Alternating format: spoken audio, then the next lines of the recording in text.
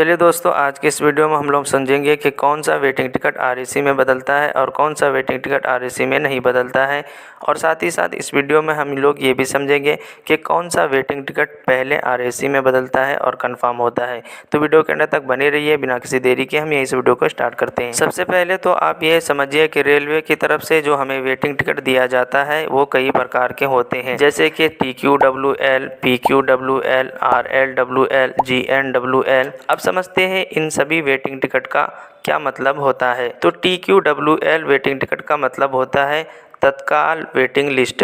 अगर आप कोई तत्काल टिकट बुकिंग करते हैं और वहां पर आपको कंफर्म टिकट नहीं मिल पाता है तो वहां पर रेलवे आपको TQWL वेटिंग टिकट उठाकर देता है। और तत्काल कोटे में बुकिंग की गई वेटिंग टिकट कभी भी आरएसी नहीं होती है, वो डायरेक्टली कंफर्म ही होती है। अब बात कर लेते हैं RL वेटिंग टिकट के बारे में।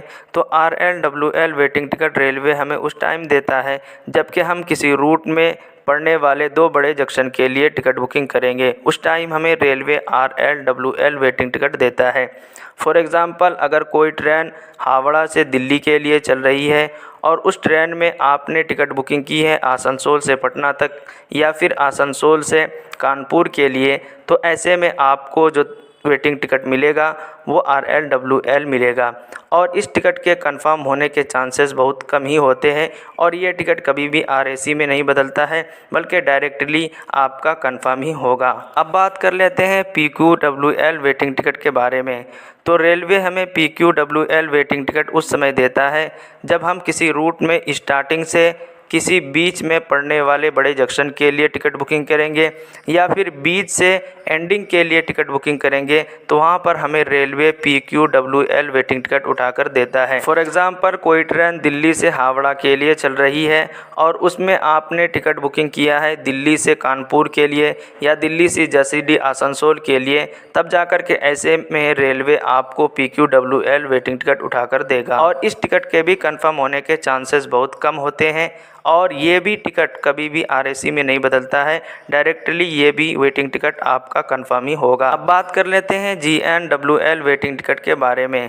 तो दोस्तों, ये टिकट हमें रेलवे उस टाइम देता है जबकि हम किसी ट्रेन में स्टार्टिंग से एंडिंग तक के लिए टिकट बुकिंग करेंगे।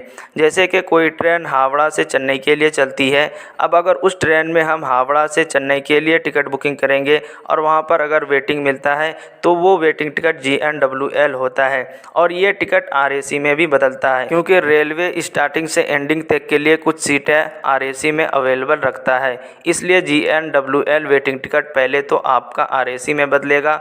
और इस टिकट के कंफर्म होने के चांसेस भी बहुत ज़्यादा होते हैं क्योंकि इस टिकट को जो कंफर्म किया जाता है वो 2 तरह से किया जाता है। एक तो दूसरे की टिकट कैंसिल करने की वजह से, और दूसरा जो GNWL वेटिंग टिकट को कंफर्म किया जाता है रेलवे के कोटे में सीट बच जाने की वजह से। क्योंकि आपको तो पता ही होगा कि रेलवे में जनरल कोटे के अलावा कई प्रकार के और भी कोटे होते हैं।